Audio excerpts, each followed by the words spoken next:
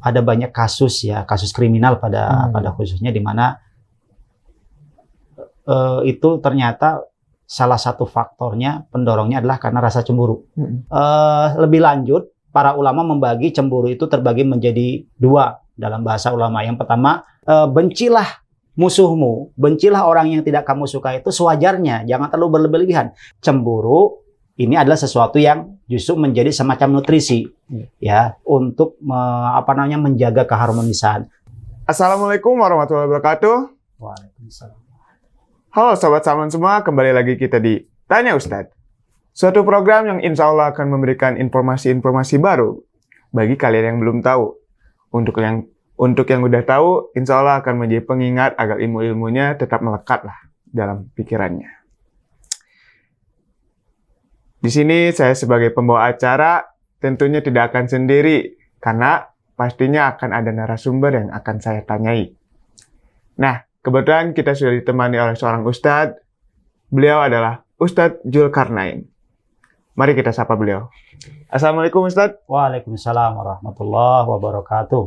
Ya, Ustadz, olahraganya masih rutin kan? Alhamdulillah ya, jadi coba untuk diistiqomahkan kan. Suatu kebutuhan juga sih sebenarnya. Ya, kalau diperturutkan rasa malas, memang malas sih kadang-kadang. Iya benar. Tapi ya Allah mapaksakan katanya. Allah mapaksakan.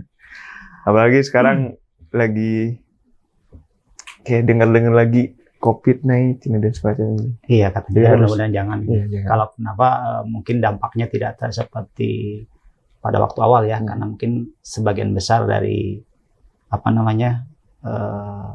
masyarakat itu sudah divaksin. Mudah-mudahan sesuai dengan arahan, bahwasanya itu mampu memberikan imun. Iya. Itu mudah-mudahan bisa menjadi benteng supaya tidak mudah ambruk ya karena COVID-nya. Nah, ya tadi kan ya sempat tanding juga ya, rame-rame ada Kang Fatoni, Ustadz dan yang lainnya. Saya tuh kayak pas lihat permainannya, kok pada jago-jago banget gitu, kayak tiba-tiba cemburu gitu, kok ya walaupun mungkin emang pengalamannya udah lebih jauh gitu dan semacamnya.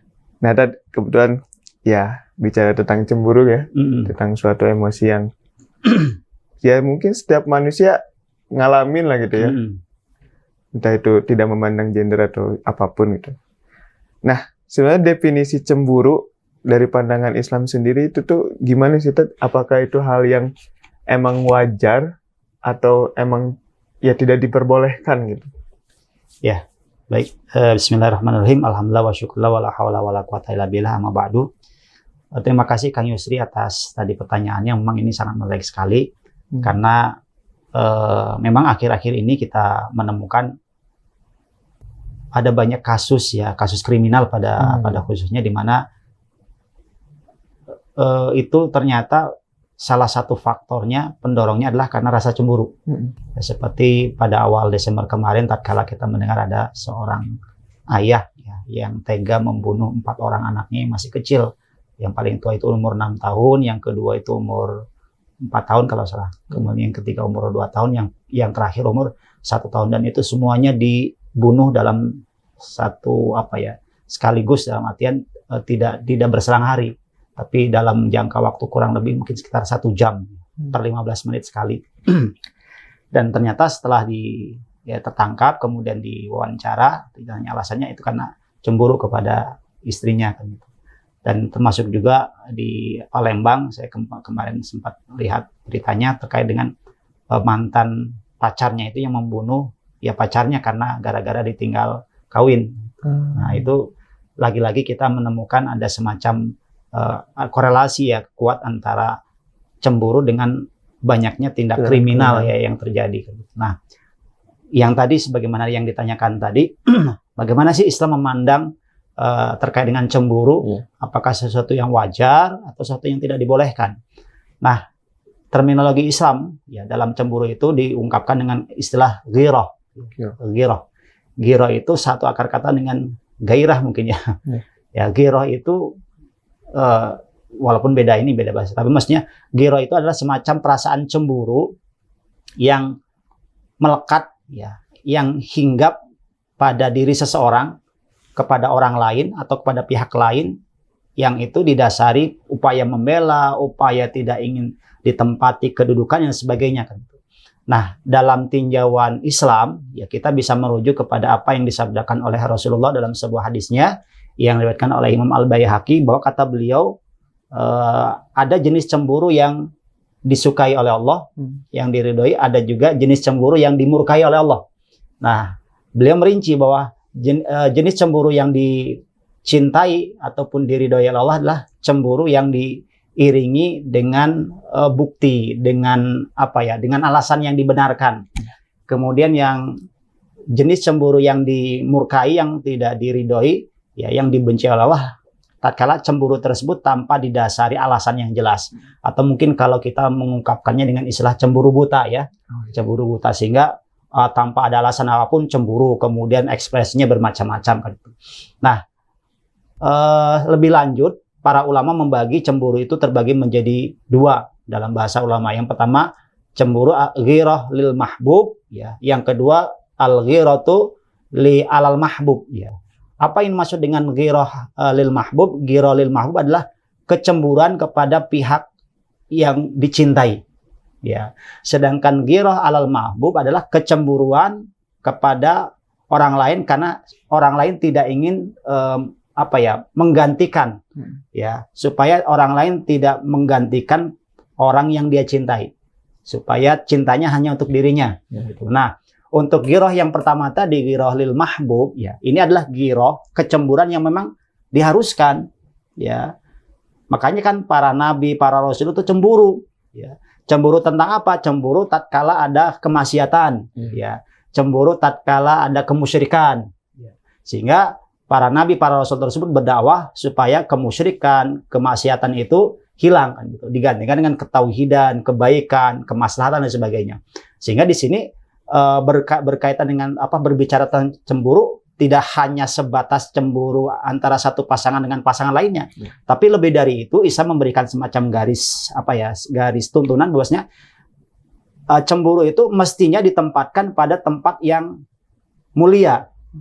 Kapan? Tatkala kita cemburu, ya, agama kita dihina, ya kan? Tatkala agama kita dilecehkan, tatkala nabi kita Nabi Muhammad itu dibully dan sebagainya, maka harus ada pembelaan. Justru kalau seandainya, kata para ulama, kita tidak ada kecemburuan, maka tidak ada iman. Ya, kalau kita tidak marah tatkala Islam dilecehkan, berarti tidak ada iman kan? Mestinya seorang mukmin yang baik, yang benar imannya itu ya cemburu kan? Cemburu dalam artian nggak mau ya kalau agamanya diinjak-injak, nggak rela kalau Tuhannya yaitu Allah itu dihinakan. Maka muncul kecemburuan tersebut. Tentu dalam hal ini ada sesuatu yang harus diperhatikan, ekspresi cemburu tersebut kan gitu.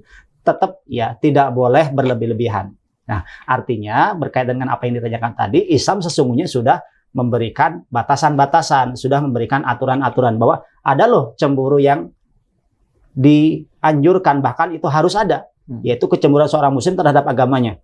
Ya, bahkan tatkala melihat kemaksiatan, kata Rasulullah kan rubah dengan tangannya, kalau tidak bisa dengan lisannya, kalau tidak bisa dengan hatinya, minimal hatinya tidak suka. Jadi kalau hatinya sudah tidak ada respon apa-apa terhadap kemaksiatan, ya itu sudah tidak ada iman. Nah, kemudian jenis yang kedua, ghirah alal mahbub, ini biasanya terhadap pasangan suami istri kan gitu. Suami cemburu kepada istrinya, istri cemburu kepada suaminya. Ini sesuatu yang wajar. Cuma ya tadi ternyata kalau seandainya ini disalahpahami, maka tadi sebagaimana yang disampaikan di awal tadi, munculnya tindak pidana ya kan, pembunuhan dan sebagainya, itu didorong karena rasa cemburu yang salah, yang berlebihan. Seperti itu barangkali. Nah, tadi kan ternyata dalam berekspresi cemburu juga kita harus ya ada batasannya gitu. Nah, dari Islam sendiri ada gak sih ya ajaran agar kita tuh tidak berlebihan dalam cemburu, mengekspresikan cemburu, biar tidak terjerumus hal-hal yang buruk itu gitu. Ya, cemburu kaitannya dengan cinta dan juga benci ya. Nah, ada semacam kata pepatah yang mungkin dinisbatkan kepada perkataan Ali bin Abi Thalib. Kata beliau, ahbib habibaka haunan ma asa ayakuna baghidaka yauman ma. Cintailah kekasihmu sedang-sedang saja atau apa ya? Sewajarnya. Karena bisa jadi nanti suatu saat dia akan menjadi musuhmu.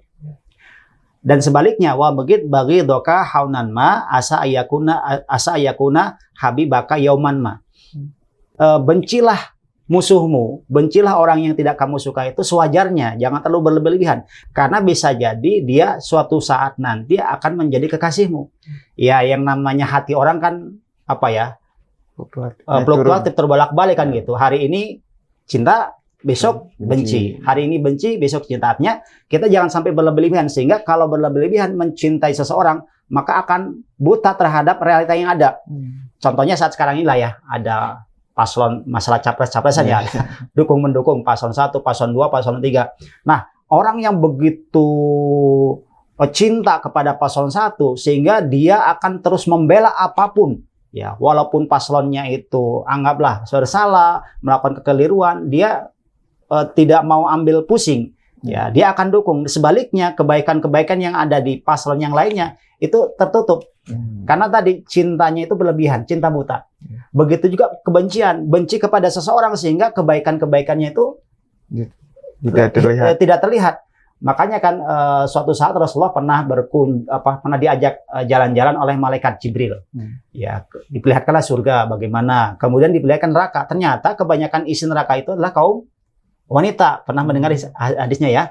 Ternyata kebanyakan ya, penduduk neraka itu wanita. Lalu laki-lakinya ya sama mungkin ya. Ya. Kemudian Rasul mengatakan bahwasanya yang menjadi penyebab kebanyakan wanita masuk neraka itu bukan karena mereka kufur kepada Allah, tapi karena kufur atau tidak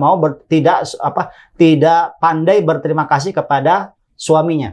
Ya.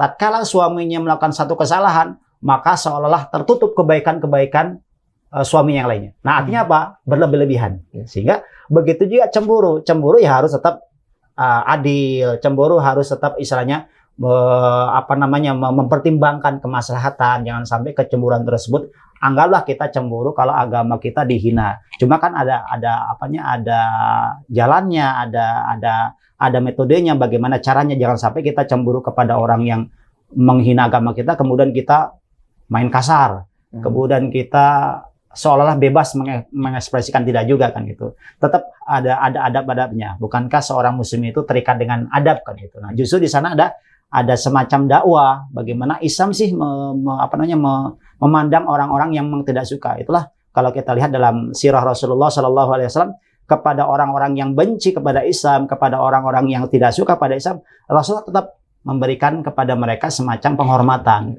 tetap memuliakannya, sehingga pada akhirnya berbalik, yang tadinya benci itu menjadi suka. Ya, Umar bin Khattab dulu sebelum masuk Islam, ya, itu bencinya luar biasa kepada pribadi Rasulullah, sampai ada ungkapan tidak ada sosok yang paling aku benci ya di dunia ini kecuali Muhammad. Tapi begitu mengenal Islam, disentuh hatinya, itu menjadi sosok yang paling beliau cintai. Nah, artinya apa? Ya kita belajar dari Rasulullah SAW yang kepada orang yang membenci kita ya tetap ya harus bersikap baik, harus tetap memiliki adabnya kepada orang yang mungkin menfitnah, ya yang menginjak-injak agama kita. Tetap ya kita harus benci, kita harus cemburu, kita harus marah. Cuma bagaimana mengekspresikannya itu ya tetap harus dengan sifat keadilan. Ya, tidak boleh berlebihan, karena segala sesuatu yang dilakukan ataupun diungkapkan berlebihan kan tidak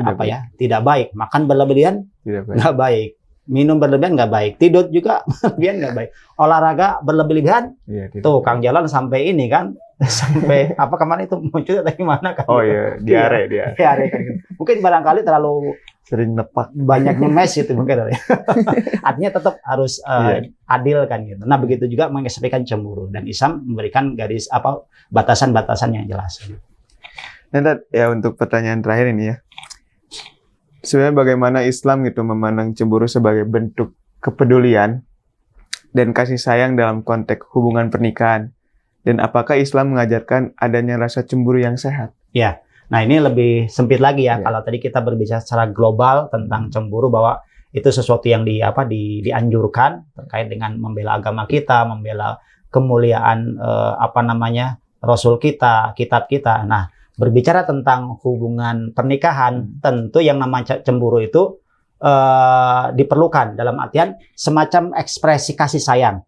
Sehingga kalau ada hal-hal yang dicurigai, ya kita harus segera menyadari, jangan membiarkan. Bahkan kalau ada upaya membiarkan, kesengajaan membiarkan, itu justru menjadi semacam bumerang.